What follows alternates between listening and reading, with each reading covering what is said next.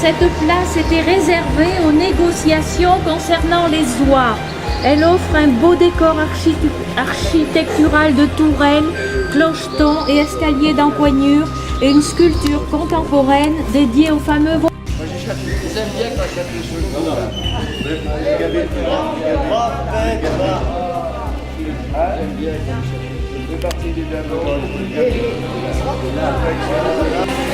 Une résurgence naturelle.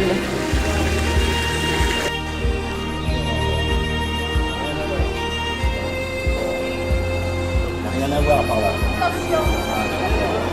Non.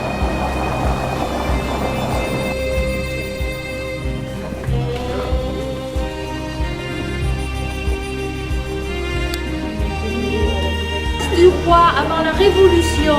C'est la place centrale de Sarlat. Outre ses vastes terrasses de café, elle est bordée à l'est par Hôtel de Ville, ancienne maison commune reconstruite au début. Je m'étais bloqué, hein. Donne-moi ça, je fais un bouquet à Sœur-Teresa. Parce que Sœur-Teresa, parce que les Incussètes. Ah, elle s'appelle Thérèse, hein. Oui, celle qui est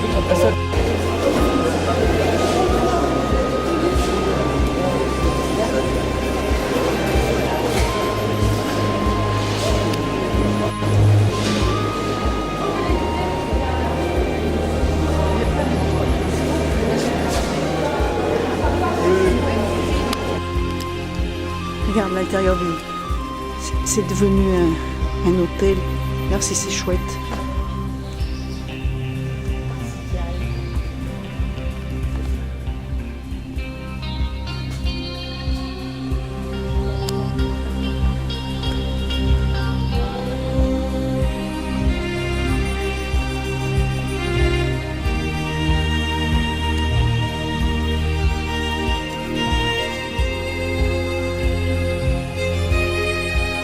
L'ancien cimetière.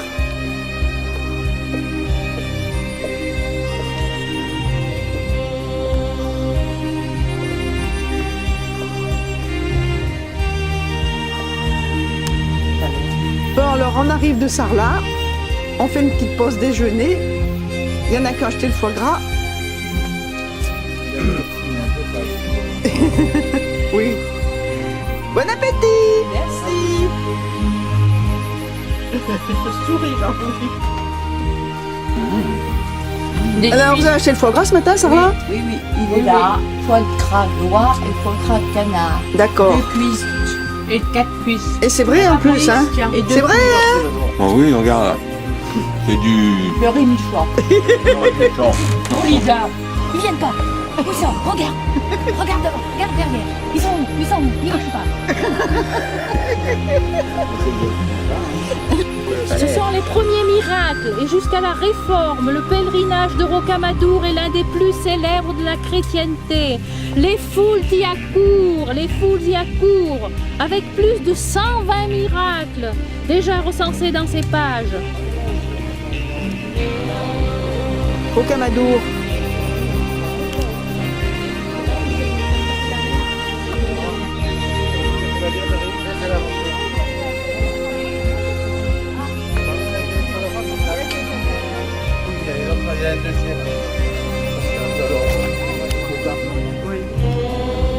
chemin de croix.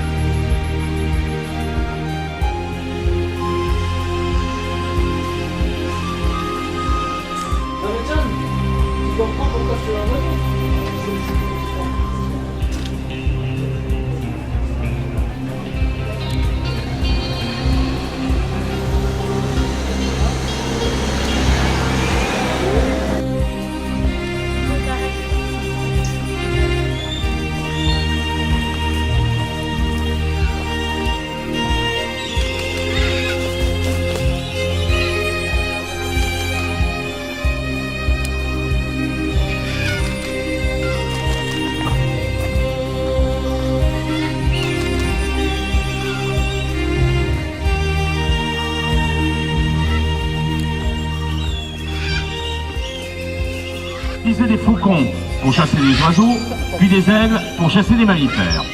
Je vous demande de bien suivre l'oiseau des yeux, de ne pas le perdre de vue. C'est un jeune faucon lanier, originaire du sud de l'Europe et du Maghreb, qui est né ici au Rocher des Aigles cette année. Il est âgé à peine de 6 mois. Ce faucon lanier, comme le faucon pèlerin, le sacre, le gerfaut, au mois de février au mois d'août. Oiseau sombre, que légèrement échancré, vol flegmatique. Ces oiseaux, ce sont des milans noirs. Les milans noirs, vous pouvez les voir planer pendant la belle saison au-dessus des rivières, des lacs, des étangs, des dépôts d'ordures et des exploitations agricoles de la France du Sud, parce que c'est là qu'ils vont trouver leur nourriture. La nourriture des milans noirs est composée à 80% ou en plein vol, ou sur un perchoir. Vous pouvez remonter, monsieur, maintenant, si vous voulez vous asseoir. Dans la nature, les milans noirs, ce sont des oiseaux migrateurs. Dès le début août, ils quittent la France. Ils traversent les Pyrénées, l'Espagne, le détroit de Gibraltar, ils suivent les côtes sombres avec la tête gris clair. Ce sont des milans adultes en plumage définitif. Et lorsqu'ils sont marrons avec des flamèches crème, ce sont des jeunes de l'année dernière en plumage juvénile. 1,10 m d'envergure, pesant en moyenne 650 grammes pour les mâles, 750 grammes pour les femelles. Ils sont tous nés au Rocher des Aigles. Or, qui continue à passer devant vous pour plonger dans le canyon. Voici Henri qui est né au Rocher des Aigles. Alors on laisse tranquille les vautours qui sont sur la tourelle, vous aurez toute la démonstration pour les observer. On regarde ce qui se passe en bas, planade, puisqu'on va vous présenter d'autres oiseaux. Je vais commencer par ce grand oiseau noir, à col blanc et à aile argentée. Regardez-le bien, plutôt là parce que c'est une femelle. C'est le plus grand et le plus lourd de tous les oiseaux volants. Plus de 12 kg, 3,20 m d'envergure. C'est une femelle. Entre le mâle et la femelle, pendant le vol et après le vol, eh bien on a préféré, comme d'habitude, le bon comportement, donc la reproduction, plutôt que le spectacle. Et on a bien fait, puisque cette année, notre premier bébé Condor des Andes est né ici, nombre de spectacles et connaissant les humains sans aucun problème. Et Cusco, qui faisait 216 grammes à la naissance le 30 juin, fait un peu plus de 7,5 kg aujourd'hui. Au-dessus de Jean-Michel, le plus petit des plus grands vautours. Et du fusil. Ils avaient disparu des Cévennes, dans le sud du Massif central, durant les années 1940, pour les mêmes raisons de stupidité humaine. Bien heureusement, à la fin des années 70-80, les vautours fauves ont été réintroduits dans ces deux régions françaises, à partir de jeunes oiseaux prélevés dans la nature en Espagne, ou provenant de l'élevage de différents parcs zoologiques européens. C'est d'ailleurs pour ces raisons que lorsque vous descendez en Provence, dans les Baronnies, dans le canyon du Verdon, ou en Cévennes, les gorges du Tarn, les gorges de la Jonque, les gorges se reproduisaient ici au Rocher des Aigles depuis 10 ans, et pourtant ils avaient volé en spectacle.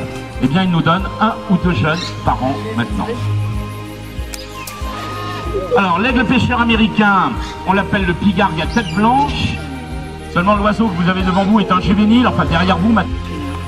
Voilà, vous pouvez applaudir déjà Lafayette, le jeune aigle américain.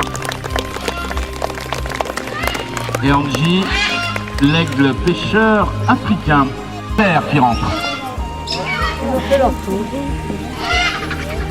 Attention. Allez, on va arrêter. La vache mange de l'herbe, les vautours mangent les...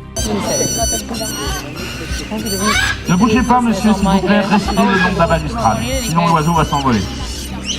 Même après Fukushima, ils n'ont pas l'habitude d'avoir des cactus migrateurs. Oui. Ça va pas, puis tu te tournes en plein la tête. Oui. Si j'ai pas, hein. Oui, oui.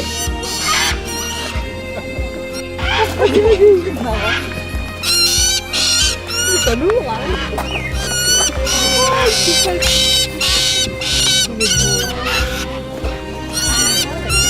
Ah, c'est ma salle. Seulement pour casser la coquille, ben, il faut avoir les moyens. Soit on a une patte qui saisit l'œuf et on transporte l'œuf, on va le casser quelque part, ce que ne peut pas faire un vautour percnoptère, puisque c'est un vautour. Et puis aussi parce que le bec de ces percnoptères est long, fin et léger.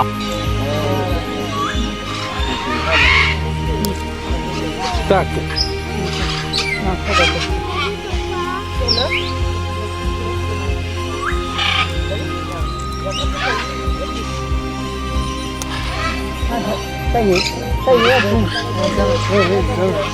Voilà, il prend volontairement un caillou dans son bec, il le lance volontairement sur la coquille de l'œuf.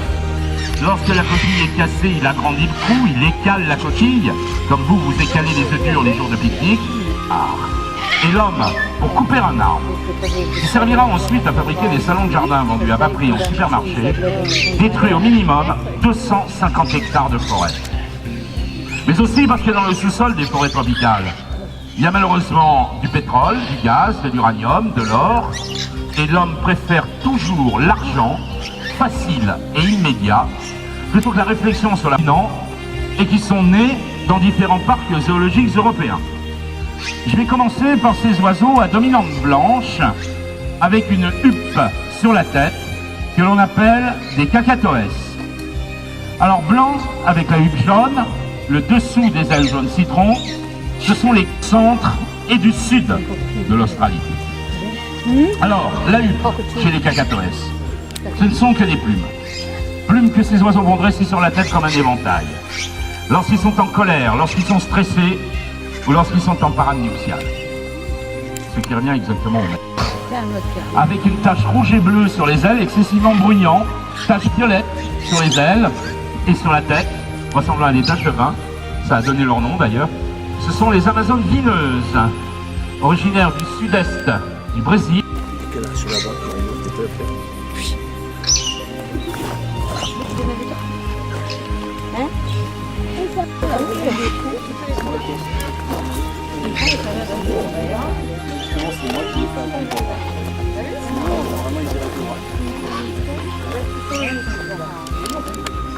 Ces oiseaux sont bien obligés de chasser en plein jour. Alors cet oiseau s'appelle le harfang des neiges. C'est un grand-duc scandinave, chez le condor ou chez les vautours, qui eux ne chassent pas. Ils se nourrissent d'animaux morts, je vous l'ai dit tout à l'heure. Donc le mâle est plus petit que la femelle. Seulement quand vous avez un seul oiseau comme ça devant vous, il vous est très difficile de savoir si c'est un mâle est blanc et la femelle est noire et blanche. L'oiseau, vous avez vu l'oiseau. Oiseau qui vit dans les mêmes régions. Alaska, Canada, Scandinavie, Russie, Sibérie. Seulement c'est un oiseau de forêt. Ben, regardez le plumage, avec des morceaux de branches, avec des morceaux de bois, avec des morceaux d'écorce. Et au milieu, ben, y a un trou. Donc l'oiseau se pose sur le tronc d'arbre cassé. Il y a un creux au milieu. Elle va s'y allonger, elle va pondre et elle va couver. Et tout prédateur qui va s'approcher autour, dans cette pire, ils vont se faire repérer par les prédateurs et se faire manger. Et puis s'ils perdent beaucoup de temps aussi à nourrir les bébés, ben, ils font repérer le nid aux prédateurs et qui viennent tout simplement manger les bébés quand on a le dos tourné. Voilà. Donc on voit, lorsqu'on est un oiseau nocturne, il n'y a pas que les grands-ducs, hein, il y a les chouettes aussi. On voit la même chose que ce qu'on entend. Alors que nous qui avons aussi, comme les nocturnes, une vision faciale, on a une audition latérale. C'est-à-dire qu'on ne voit pas ce qu'on entend et on n'entend pas ce qu'on voit. Et les plumes sur la tête, ben, c'est pour passer inaperçu. Regardez bien, vous avez l'impression... Genre là, il n'y a pas de parasitisme.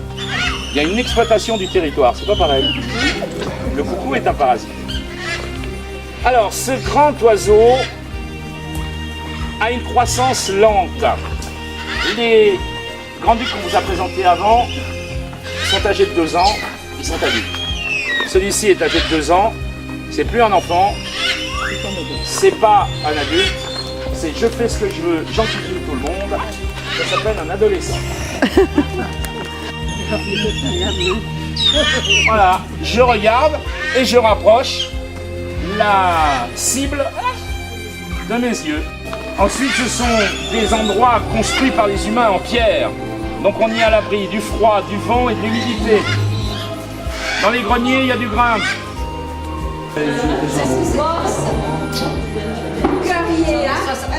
Bon anniversaire, Yvette.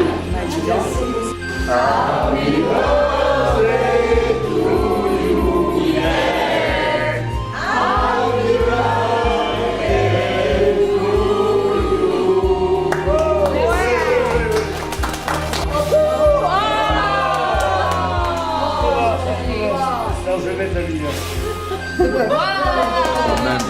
Quand même. À la différence de l'homme, le lézard est prêt à sacrifier sa queue pour sauver sa vie. L'alcool ne résout pas les problèmes. Cela dit, l'eau et le lait non plus.